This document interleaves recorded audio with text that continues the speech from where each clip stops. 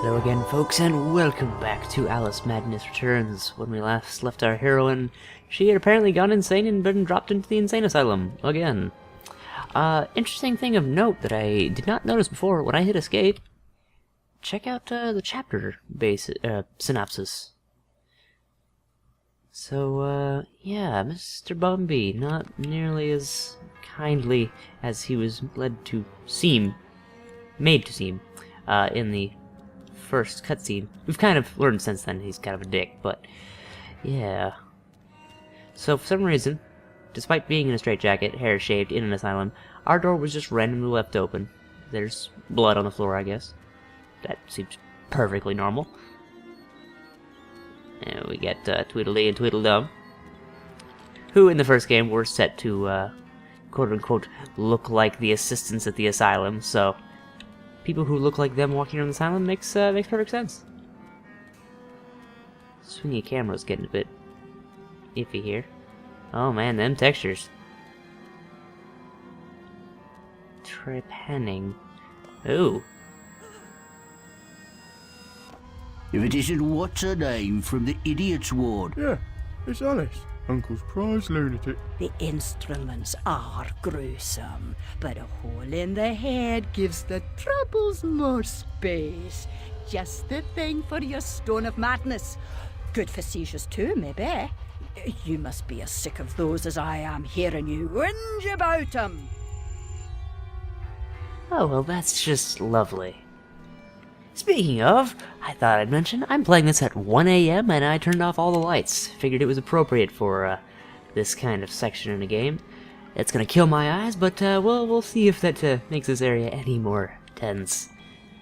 Yeah. This is the kind of thing you play an Alice game for.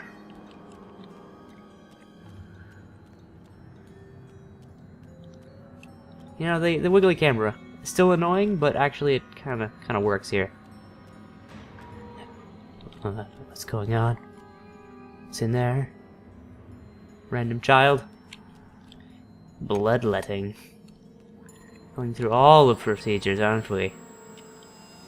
Some mental conditions are relieved by bloodletting. Doctor thinks it won't be effective against your symptoms, but I am at the end of my tether, and these leeches need the work.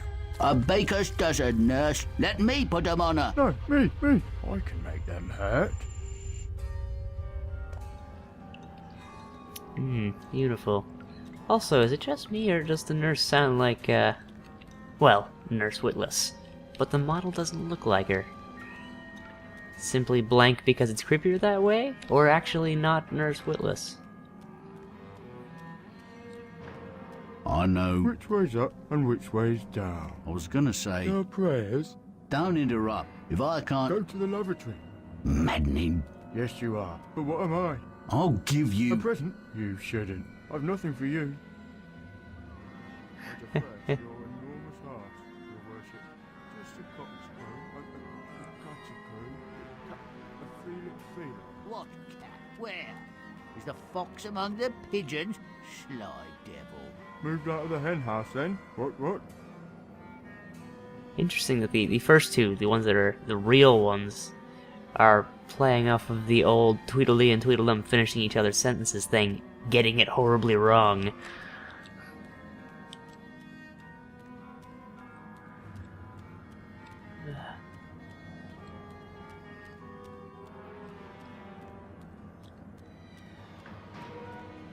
Waiting room. Come now, Alice. Am I not to be as much honoured and obeyed as the Queen? Here this is. Is that asking too much? I want what she wanted. Give yourself over to that. Trade the tentacles for the train. It's altogether a better ride. It's that or back to Rutledge. Never a kind word or reward for services rendered. Don't I deserve a bit of luck?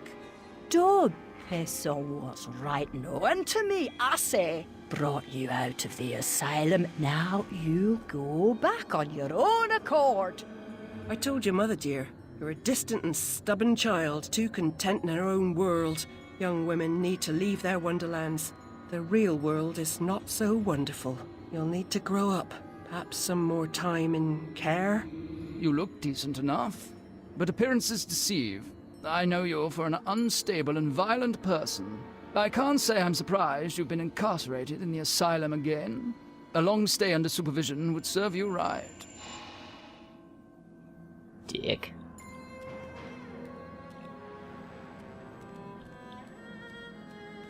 Yeah. Yeah. What is that on his mouth? Victorian era dentistry. A horror in its own right. Come on, let me...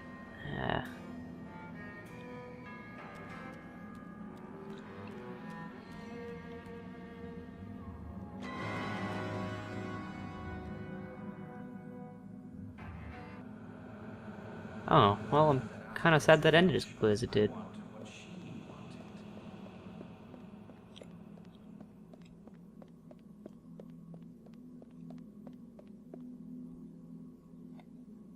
Why did the sound of my footsteps stop? That was weird.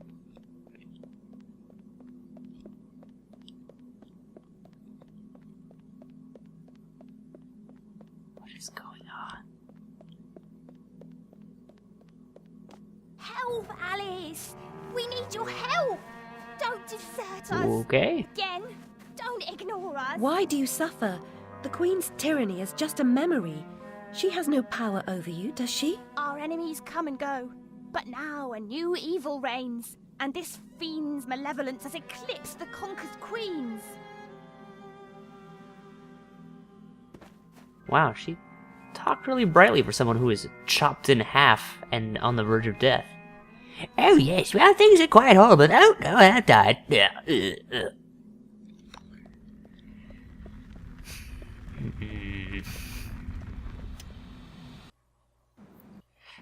Something tells me they're kind of laying all their cards out on the table right now.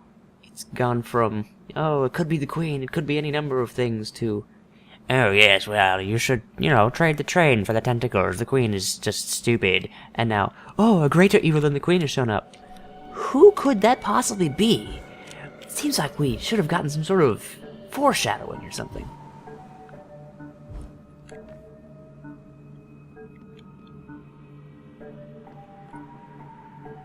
Interesting. Some sort of, doll graveyard.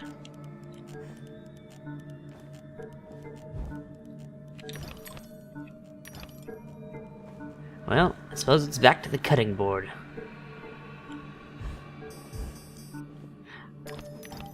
I almost finished that sentence with "as they say," but no, nobody says that. So don't go quote me on that one. Ooh. As beloved toys are to children, children often are to grown-ups. Objects of fancy and imagination and eventually discarded.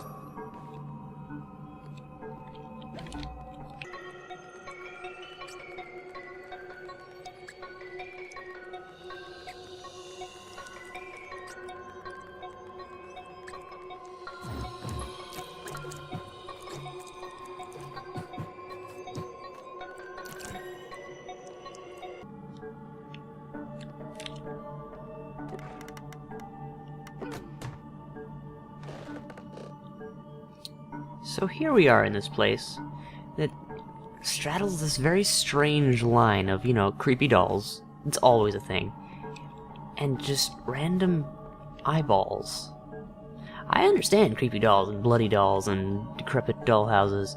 That stuff can be creepy really easily, and it makes perfect sense in the Alice in Wonderland type lore. Not lore, but the aesthetic. Eyeballs can also be made to fit, but I don't know what they really have to do with each other. It's just a strange combination choice. Also, that's kind of great. Torso candlestick. See, I'm almost sad to see the knife come back, because that means I'm gonna have to use it here in a bit.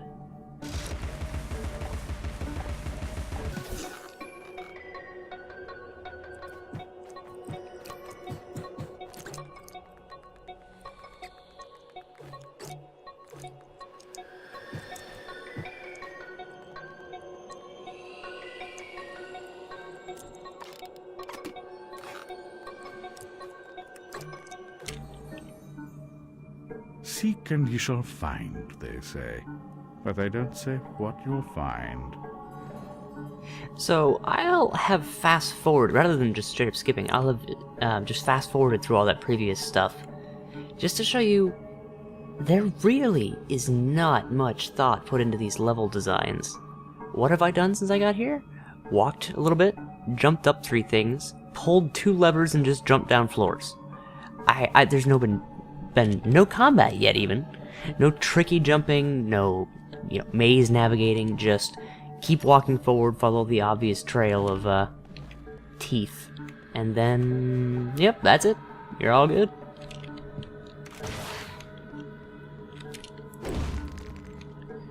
Yeah, it's a damn shame. This game looks so good, sounds pretty dang good, but it's just not. Oh, this is where I came from. Wow, a bad memory. Sorry about that. Yeah, it's as a game, it is quite bad. And while I've read that American McGee realizes that, it's still, not any better. Sort of like Peter Molyneux. I helped back Goddess, and been watching their Kickstarter updates. Really interesting to see him talk about his games alongside the person who's actually helping to make them.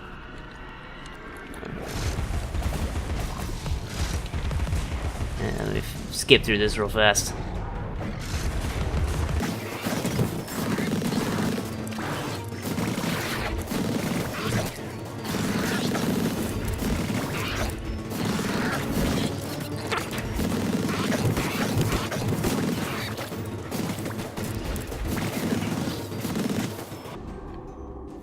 Okay. Ah, shoot.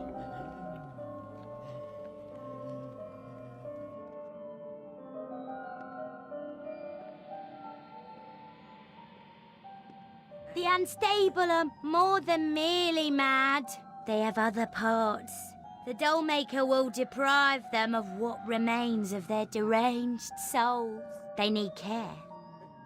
I know their pain. I would assist, but is sanity required for the job? A limited quantity. You're not mad enough to be rejected. You're like them. Of them, in a way, but not them. I should say not us. For I'm them, but you're on your way. The way is clearly marked. I believe I know that way, and I'd rather not travel further along it. It's here, you dimwits. Get inside. Really cool voice acting, really badly matched to the scene. Gonna do this, well, it's new combat, might as well show this one once, then I will continue my discussion on Peter Molyneux and Goddess. Bad time to start that conversation, unfortunately.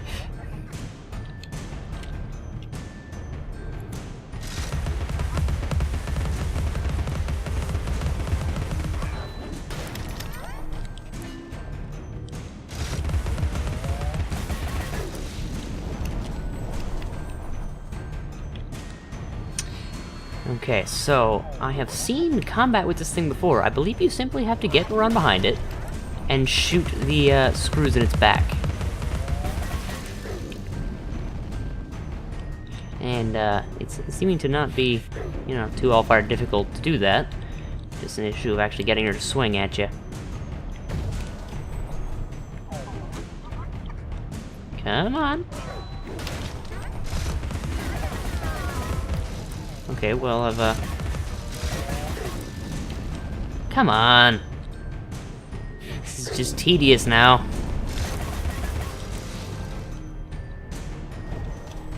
I don't know why it's making me fight a naked doll, baby.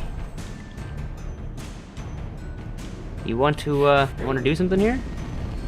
Really? Really?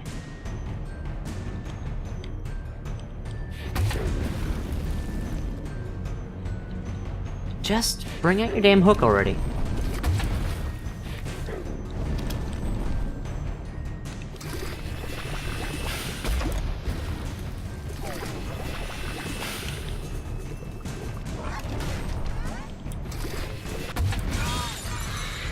Okay, one down.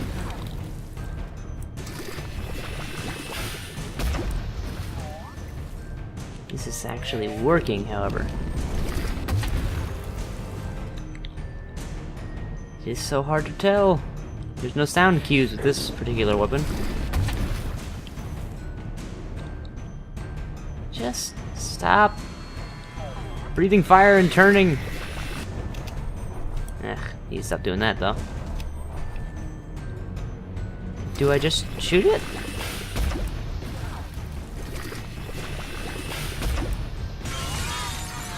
Oh yeah, apparently I just shoot it. Oh, it's got a heart in the center.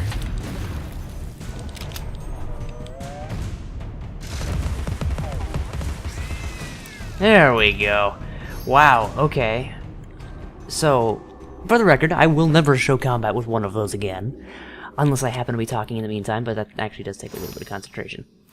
In the meantime, I will continue what I was saying. Okay, so, I have back to Goddess because I figured, hey, it's a Peter Molyneux game. If it's not good, it will at least be entertaining.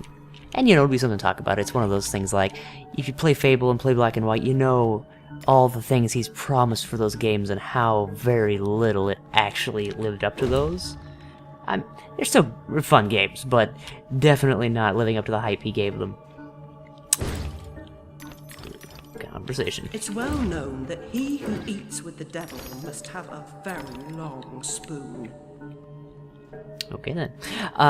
But listening to him on the little vlogs they give that show, you know, what they've done, their design philosophy, all that stuff, him sitting next to an actual designer, he gives these grand speeches of, we want you to be able to do this and that, and you want to feel a connection with these people, and actually, and the designer sitting next to him, just kind of giving him a look, not like, oh, you're totally wrong, he wants the same thing, but he just kind of, you know, we're trying our best. At the very least, we're making sure the mechanics are solid. And Peter Molyneux is, yes, yeah. I mean, we don't want to end up with another situation like Fable or whatever. Where I know those didn't work out. Just listening to him admit, my games weren't great. I know that. I promise way too much. I run my mouth. It's hilarious and good to see him recognize the problems with his own way of talking about his games. He gets really enthusiastic, which is great. I mean, he's the one designing it. You want to hear that he actually cares about what he's making. But he gets enthusiastic to the point of he starts tossing out ideas and tossing out, you know, buzzwords and concepts that he in no way can actually live up to in any meaningful sense. And he realizes that, and he doesn't, he does apologize for it. I've heard self-reliance is a virtue. Now you've heard it. So useless. Can I bust this? No, I can't. So yeah, I mean, it's funny to see that he's both learned, and at this point he's kind of trying to leverage his enthusiasm to help a design studio without actually, you know, running the entire game based on his wishy-washy, you gotta feel, it's all so emotional, you gotta have a connection. Maybe you will have a connection, they're designing a game that has that possibility, but it's a game first. And that's good. So, you know, looking forward to what they do with that, gonna keep a close eye on it, looks pretty fun.